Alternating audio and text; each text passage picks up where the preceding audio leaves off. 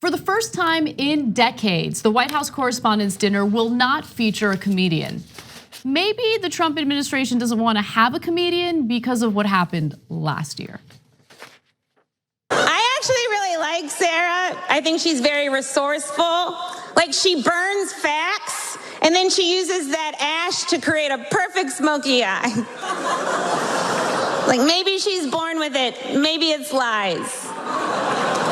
It's probably lies. And I'm never really sure what to call Sarah Huckabee Sanders. You know, is it Sarah Sanders? Is it Sarah Huckabee Sanders? Is it cousin Huckabee? Is it Auntie Huckabee Sanders? Like, what's Uncle Tom but for white women who disappoint other white women?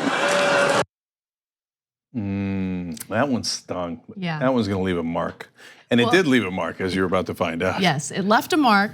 And so Trump had tweeted just recently about how the White House Correspondents' Dinner will have a historian and author as opposed to a comedian. Trump saying that she bombed so badly last year, meaning Michelle Wolf, and that the White House Correspondents' decision to tap a biographer, Ron Chernow, author of biographies on Alexander Hamilton and George Washington, is a quote, good first step. So that's what Trump had tweeted about. And then Michelle Wolf actually responded to it saying the following: I bet you'd be on my side if I had killed a journalist. Hashtag be best. Damn, that one's also gonna leave a mark. Oof. Because it's true. Yeah. Yeah, so I don't want to place all the blame on the Trump administration, although they are certainly special snowflakes. The media played a role in scrapping comedians as well. And I want to give you examples of what some of these journalists had said. So let's go to graphic 11. Several major news organizations, according to the Washington Post, including Politico and the Washington Post, told White House Correspondents Association board members that they preferred to do away with the comedian as the evening's entertainer. Okay, so Fred Ryan, a Washington Post publisher, said the event should be about the journalists. It shouldn't be about cutting humor, but about journalism. Okay. Oh, they don't like that. So this is a little bit about Donald Trump, and it's giving in to his bullying tactics. So the press should be really proud about that. And he says, this time I might come. You should rethink that. The guy that they invited is an expert on First Amendment. He's a historian about that and going to give a speech about that. My guess is that's not going to turn out well for you. Again, you're not bright enough to realize that.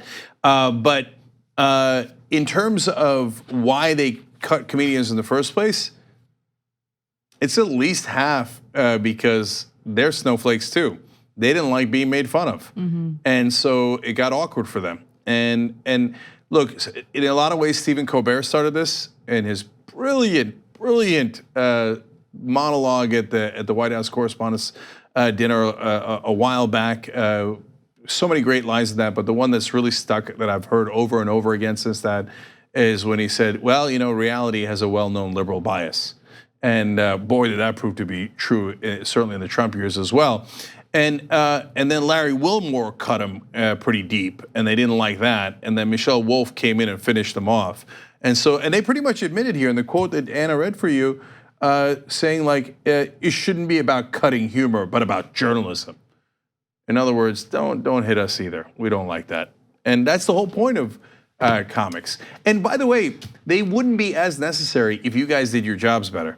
And if you were real watchdogs, well, then you would be the ones aggressively challenging the government. The reason why the comedians stand out when they go to this thing is because they actually do truth-telling more than the reporters do, and it makes the powerful in Washington uncomfortable. That's why the audience likes it and you hate it. Yeah, so if you feel insecure about the truth, then it's hard to have a sense of humor when someone's performing a stand-up and you're part of it. I just, look, and this is something this is an argument that applies to everyone regardless of political affiliation.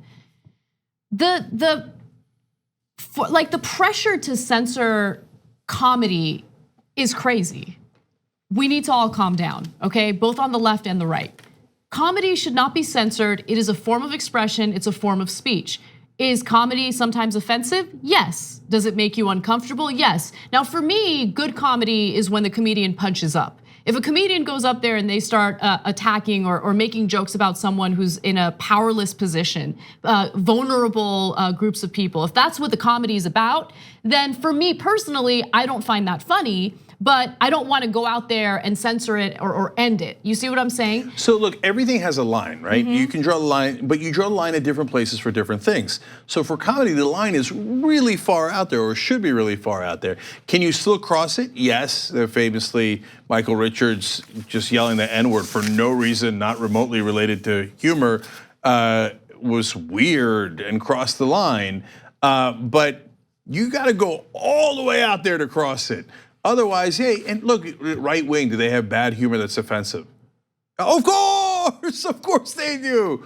But overall, I don't care about that. You do you, okay? And you get those people like, yeah, way to punch down on people who have no power. That's really funny. And that's your call, buddy. We're not going to get into judging comedy in that sense. We'll judge it, but I'm not interested in censoring it. That's of course, and that's a giant difference. I like judging, like that's that's a whole different thing. But Michelle Wolf sent out one more tweet that I thought was exactly right here. She said that the Correspondents Association are, quote, cowards, saying the media is complicit, and I couldn't be prouder. That's true, and a lot of folks basically accidentally confirmed it. Look, these are not bad people. Frank Sesno was on CNN. He's now George Washington University School of Media and Public Affairs. He heads that program. He's a good guy and he tries hard. But he said here, frankly, people don't want to put on a tux and come out on a Saturday night to get lectured to. In other words, we don't like it when you criticize us. If you kept it to light criticism of the government, then everybody's having fun, right? Keep it light. Wilmore was too tough. Wolf was too tough. We didn't like that. We don't want to put on a tux and then get made fun of. So we're going to have dry lectures going forward. Yeah. Good luck with that. See if anybody watches too. 2 easy ways to follow the Young Turks. One is hit the subscribe button down below. Then you're a TYT subscriber. And second is ring the bell. And when you do that on YouTube, you're notified of our videos.